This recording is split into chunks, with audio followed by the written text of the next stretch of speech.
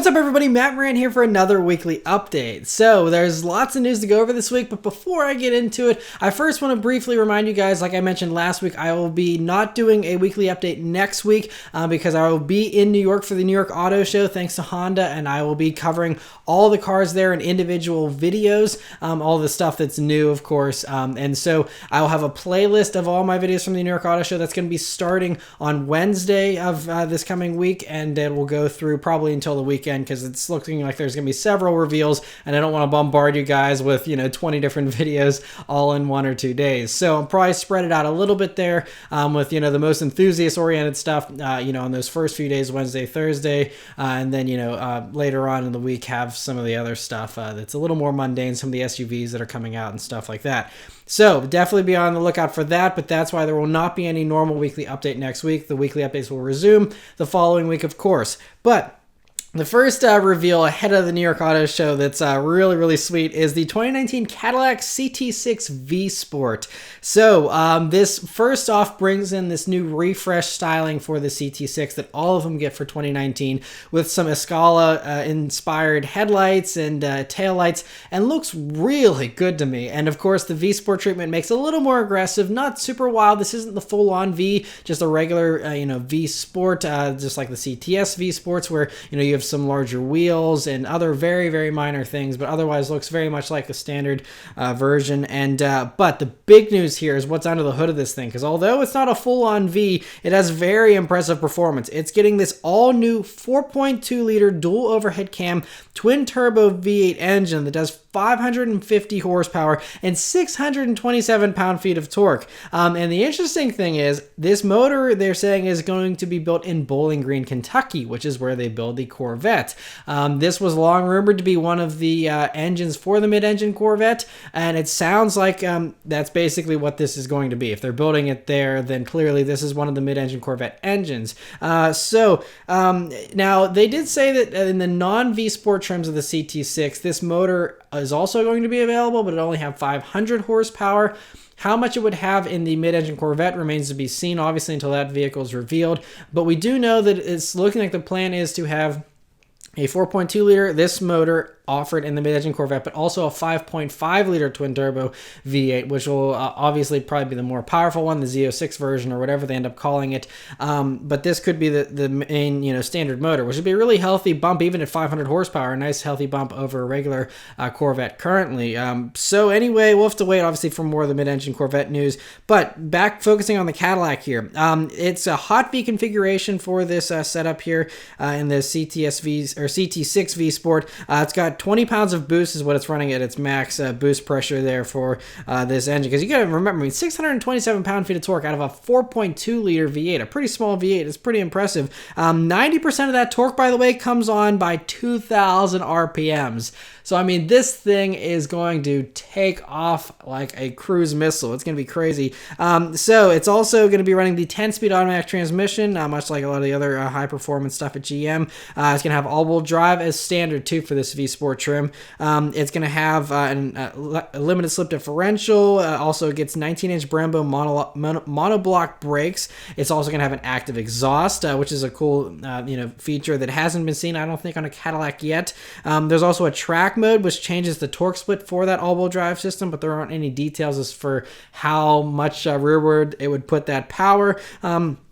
They all still are going to be getting the active rear steer system, and it's going to get a sportier track mode for it here for this V-Sport version of the CT6. On the inside, we only have 2 pictures real quickly, so I'll be showing this more in depth next week in person. It's got a rotary controller, though, and some actual physical buttons there. Beyond that, we don't know much because we've only been given these few official pictures. So, yeah, very, very promising sounding there. But again, this is only the V-Sport. Hopefully they do a full-on V of this as well. That would be an absolute monster, I'm sure. Maybe use that 5.5 liter V8 from the mid-engine Corvette that's been rumored. Also, some other Cadillac news here is Autoline is reporting the Cadillac is going to build the actual Escala based on the concept car there. It's going to be based on the CT6 platform, but it's going to be starting production in December of 2021, supposedly according to some leaked production documents. But they're saying here they're believing it's going to be a range-topping 4 four-door coupe version, so kind of like the CT6, but a coupier version in a way, but also something that's a little bit higher up than the CT6. I'm really just hoping they don't switch this over to a crossover or some type of high-end SUV instead, and they keep it an actual sedan that's not a coupe that's off the ground.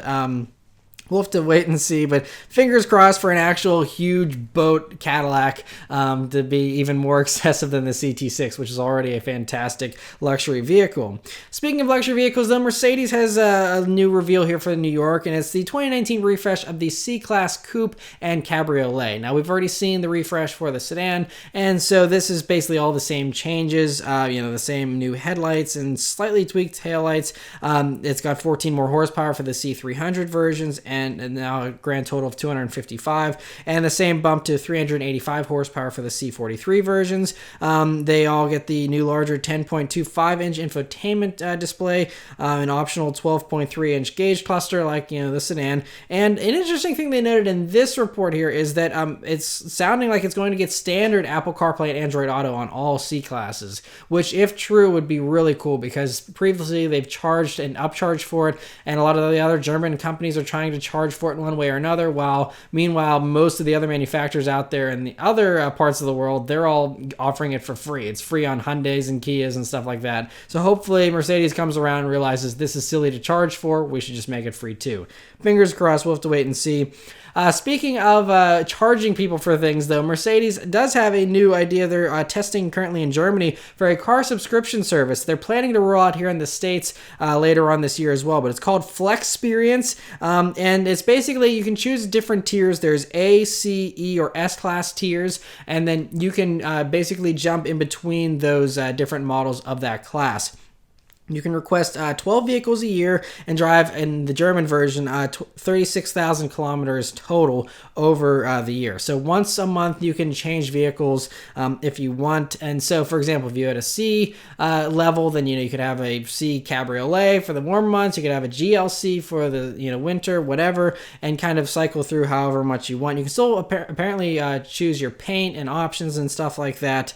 So I'm still not sure how this works as far as building actual cars. I mean, it would be some type of rental fleet essentially, and so you wouldn't really be able to have ownership of the vehicle as far as being able to get used to a car and customizing it to your taste. But it would be cool for people who do want the best of all the worlds, and only need an SUV in the wintertime, and you can have something fun in the summer. That's actually a cool idea. Apparently this program will cover insurance, maintenance, repairs, and tires as well. And so anyway, interesting to see that. And a future Mercedes that was spied this past week was the 2020 Mercedes-AMG GLS63. So this is the brand new GLS that we haven't actually seen in regular version yet, but they're already working on the AMG one here, which you can see is the AMG version because it has bigger wheels, the Pan America grille there, which is a signature of the 63 line, more aggressive bodywork, of course. Most likely we'll have the 4-liter bi-turbo V8 like all the others in this class. And Autocar is also reporting that in addition to this AMG version, there's also a Maybach version that's going to be on a stretched version of this new GLS that's also going to be coming, and there's going to be a concept version of it shown at the Beijing Auto Show in April, so we'll have to stay tuned for that. Back to some New York reveals, though. Ford has shown a light refresh for the 2019 Fusion here. We only have a couple of pictures again until I can film it next week, and so it's got a slightly revised front bumper, similar to like the tweaks they made to the new Explorer front bumper, resculpted rear bumper, and that's about it. The only other thing is they've simplified all the different trim lines and minimized a lot of options. So now a lot of those options are now standard depending on your trim. They also all now come standard with the Copilot 360 system that Ford revealed last week, and you can watch last week's video if you missed that, which is basically their safety suite of semi-autonomous tech stuff. So they also now they're made a few changes to the trim lines. The base S trim is the only one that now gets the 2.5-liter naturally aspirated 4-cylinder. SE and up trims get the 1.5-liter turbo 4-cylinder.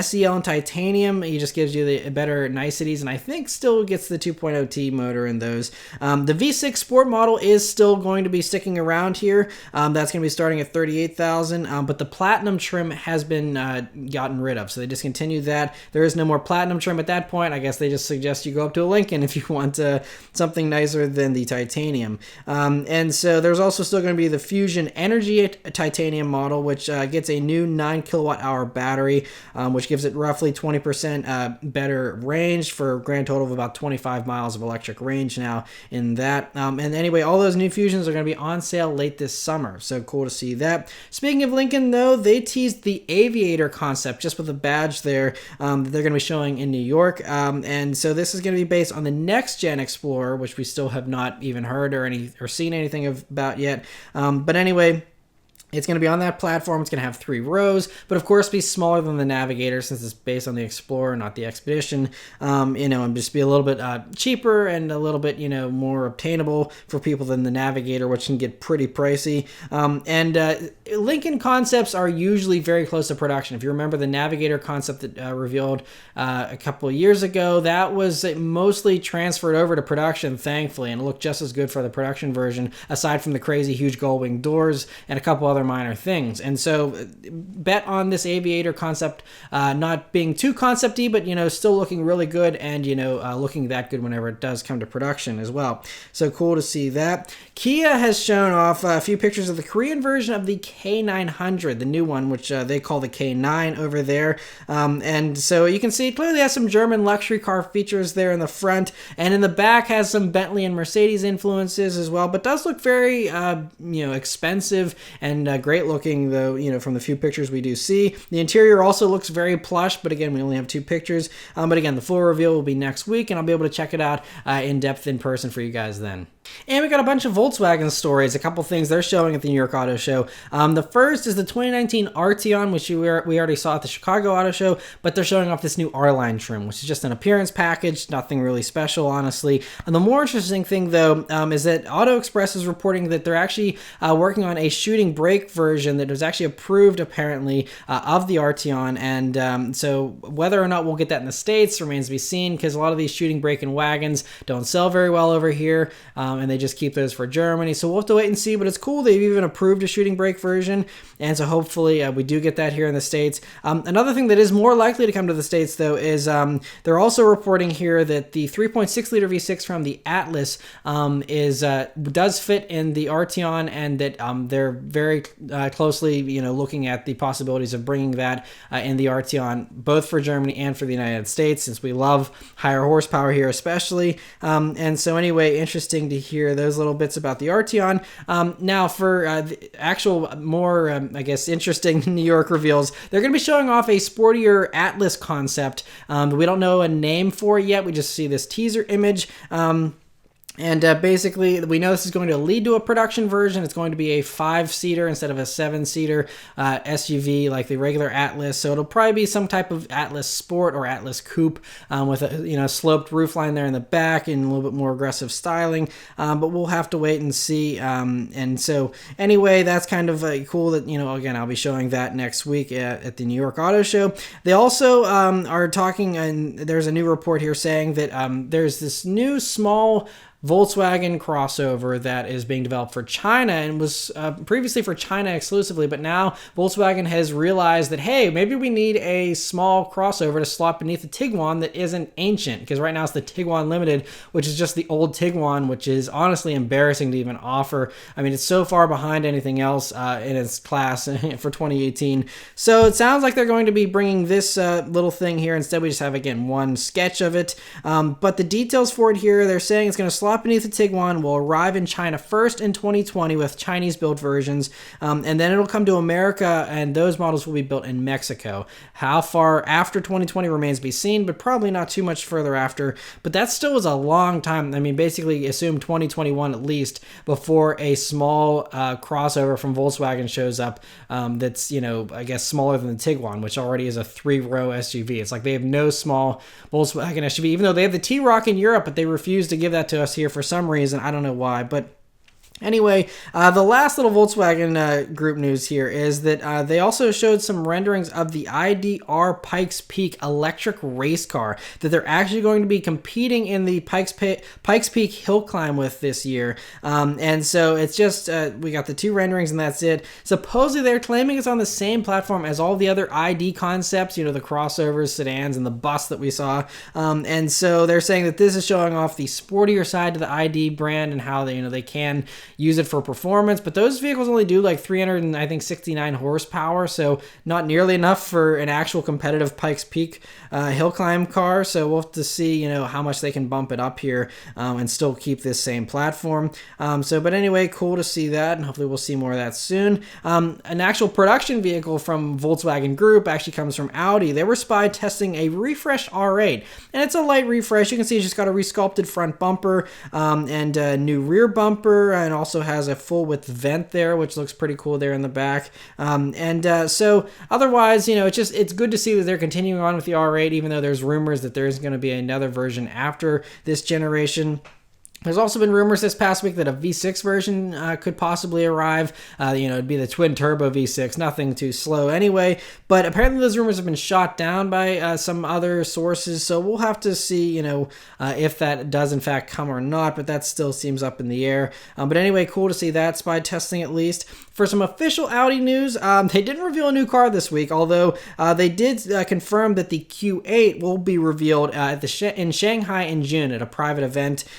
It's going to be based on the Q7, but be shorter and wider, and we've seen it spied testing several times already. Yeah, but it looks pretty good there, and you know, we'll obviously have different variants and spawn electric versions and things like that. But anyway, cool to hear that.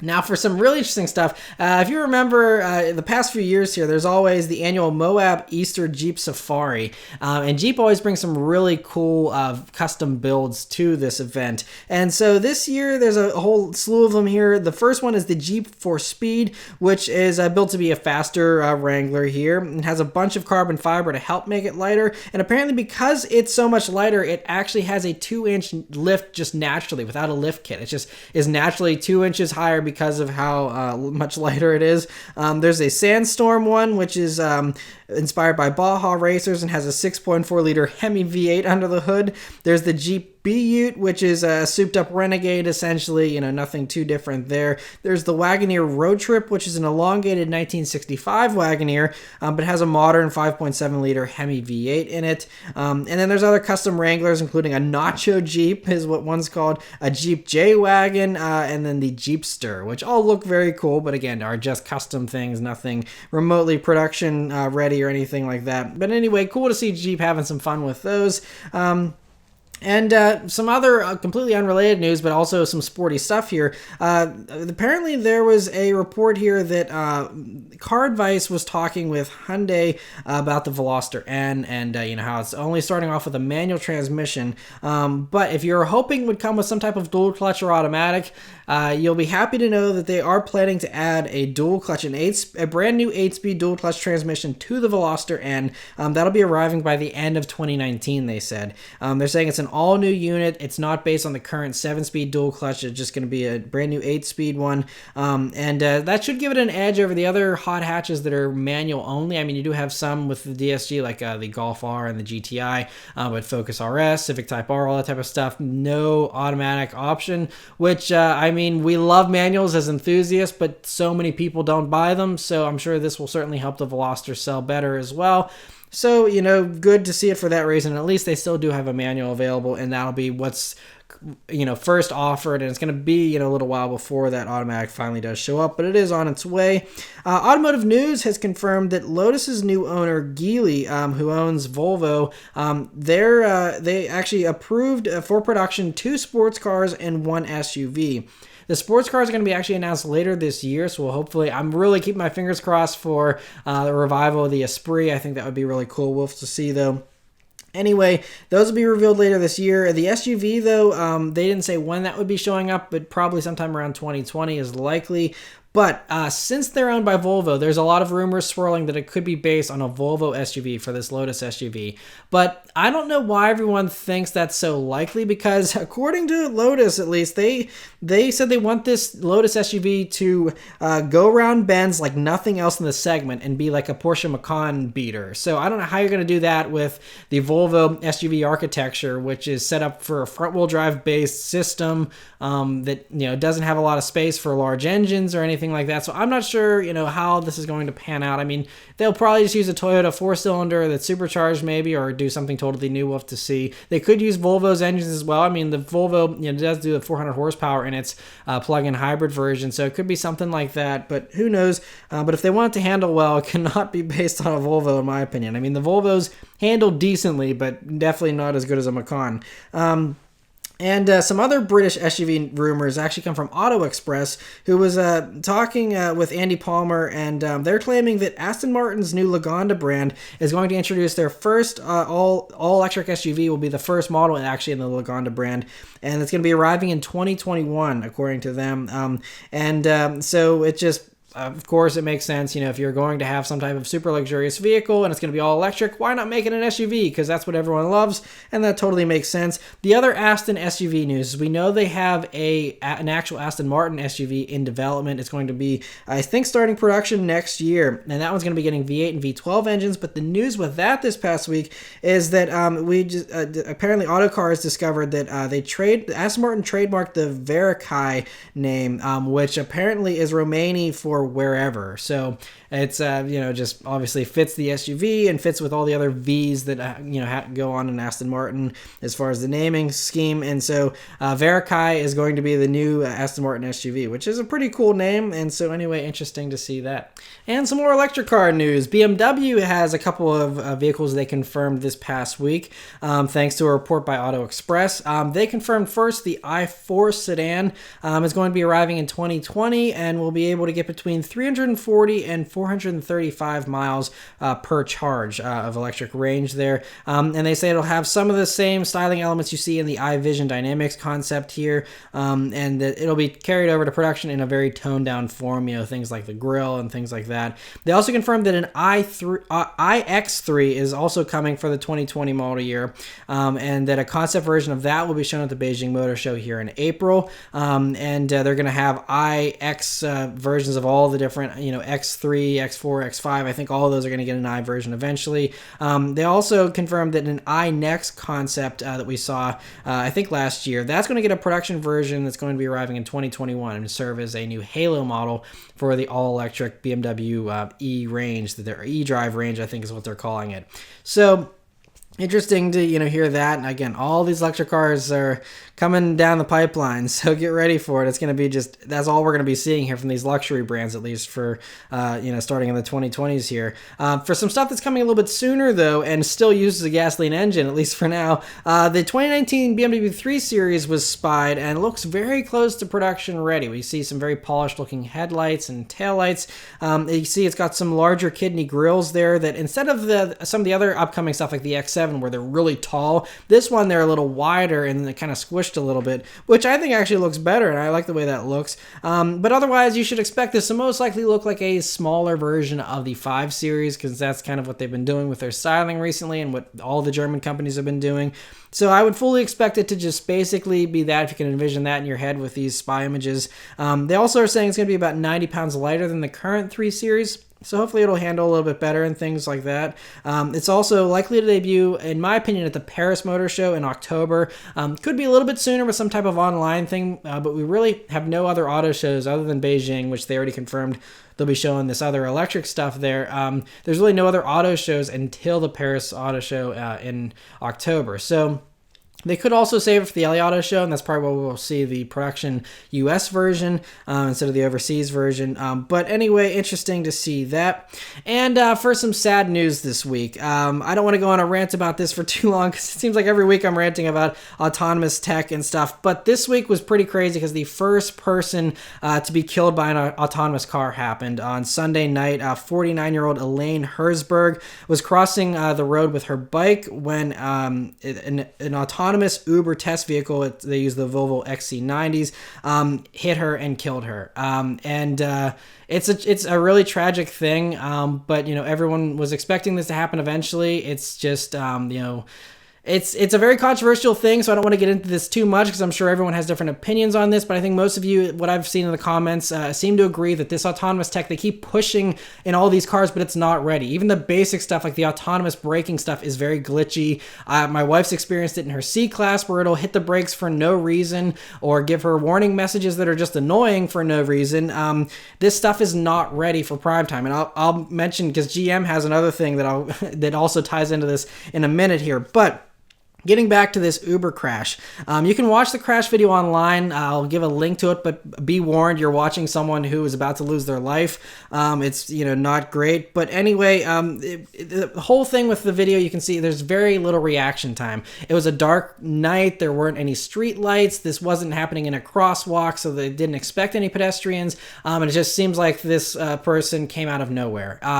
But the controversial things were there's a safety driver in all these Volvos. By the way, these Volvos, the autonomous Uber ones, they test here in Pittsburgh, and I see them almost on a daily basis, or I did. After this accident, Volvo has canceled their autonomous testing of their technology for now. But, I see them all the time, and they always have safety drivers in them that are often monitoring and making sure the vehicles are driving safely. And the safety driver, there's a dash cam and also a camera looking in at the driver, and they were looking down probably at a phone during the time that the accident happened. They didn't hit the brakes at all. They didn't do anything.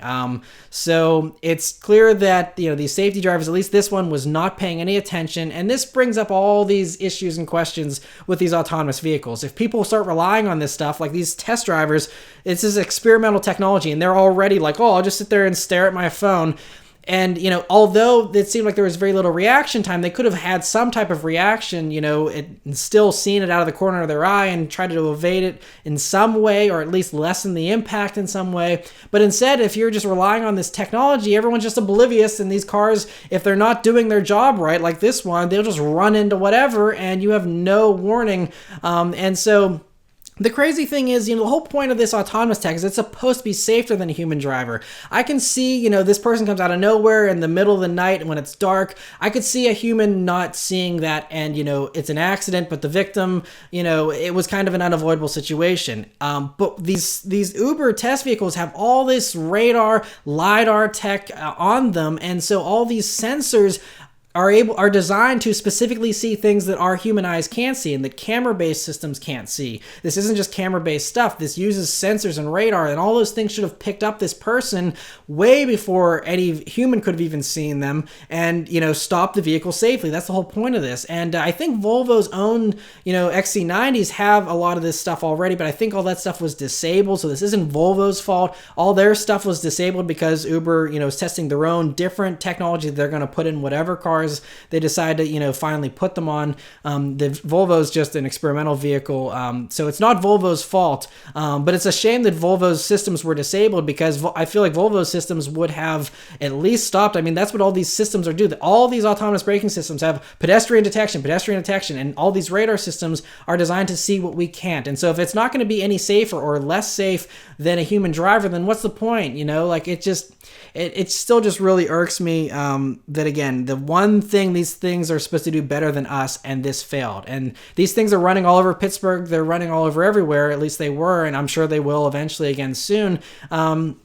And it's just, it's kind of unsettling. And so anyway, if you want to read more about this, there's an article that I personally really like by Alex Roy on The Drive. I will link that below as well. Again, this also gets into politics and stuff, which I don't want to get into on this channel, but all this stuff was approved and by lawmakers and stuff. But anyway, it's clear that this stuff isn't ready. Volvo themselves, they're one of the companies that's really actually interested in safety. They have pushed their timeline back 4 years before they roll out any kind of autonomous tech in their own vehicles because they say it's not ready. It's simply not ready. And Toyota, since this incident, has also suspended their autonomous testing for now. Obviously, this is going to happen eventually, and eventually self-driving, autonomous cars will be safer than humans, but this isn't ready yet. You can't just run these things around on the streets with the safety drivers staring at their cell phones, not even paying attention, and have this experimental stuff fail, which it shouldn't fail to begin with. There's so many backup systems. You have radar, lidar, all these things. Only one of those systems would have had to been working to actually stop this from happening or lessen its severity, and nothing happened. Apparently the car didn't apply the brakes until after the impact. So yeah, there's just so many questions, and I'm sure we'll get more info on this, and I don't want to harp on this too long because this is kind of outside of normal new car news, but I just thought it was worth mentioning because we just hear about autonomous tech every week, and everyone plays this up as this futuristic thing that's only a few years away, when really this stuff is still far from perfect and very, very dangerous in my opinion. Speaking of which, it's insane that this week GM actually announced their plans to mass produce their Bolt-based Cruise AV, which stands for autonomous vehicle, and so it's only for ride-hailing services, and it's only going to be tested in geo-fenced areas, I think New York City, in certain areas and things like that. But this one, again, how important it is to still have a human to override this stuff, because this tech isn't perfect, but GM has decided to make this vehicle with no steering wheel, no pedals at all. There's no way to manually control this thing. It is all computer controlled, which, as we saw this week, clearly is not ready for prime time or even for experimental public use. And so to not even have the ability to take over is insane that GM's even trying to pull this off this soon. They're going to start building these, they claim, next year. They're just waiting on approval for a waiver from the U.S. Department of Transportation to waive things like not having an airbag and a steering wheel, because there is no steering wheel, and other things like that. But I mean, I don't know why. Hopefully after this incident this week, lawmakers will realize this stuff is not ready. You can't just have cars without steering wheels running around in the public. It's just so insane that this is even something they're attempting. So hopefully that gets shot down and never sees the light of day, at least for another 5 years or so. But anyway, I want to move on. But my condolences, of course, to the family of that victim. That's really sad. Anyway, for some happier news here, the last couple stories this week, FCA has announced, the old Viper production facility, since the Viper has, ceased to be produced, they're going to use that factory now as a new museum to house the 400 or so odd cars in the FCA vehicle collection that they have. The first Viper, the Viper concept car, and all kinds of other FCA vehicles through history. And eventually it will be open to the public as well, which is really cool. There in Detroit. And so anyway, cool to hear that. And the Supra was spied yet again, but this time it's actually a little bit interesting because it was spied with an updated back end and rear bumper there that has a little more detail to it now, we can see there, with what looks like almost like an F1 style brake light in the middle type thing, a fog light, I'm assuming, and a few other little tweaks. But Motor Trend's claiming we still won't see the production Supra until sometime in the first half of 2019. So it's going to be a long wait, so don't get too excited just yet. But anyway, cool to at least see those changes there. And lastly, Nissan was spied testing a refresh for the 2019 Murano, and as you can see there, they got those sharp new LED elements in the headlights that look pretty good, a tweaked front bumper, and there's also some new taillights there, but it seems like it's just a refresh, nothing totally new. So because of that, it could be ready to be shown as soon as the New York Auto Show next week, alongside the new Altima that is going to be shown there in New York, or it could be sometime, later on this year. But anyway, interesting to see that. But yeah, so that's it for all the news this week, guys. So thank you guys very much for watching. Let me know your thoughts about everything in the comments below. And yeah, be sure to watch the playlist next week of all the vehicles at the New York Auto Show as I cover them live. Thank you guys very much for watching, and I'll see you next time. Take care.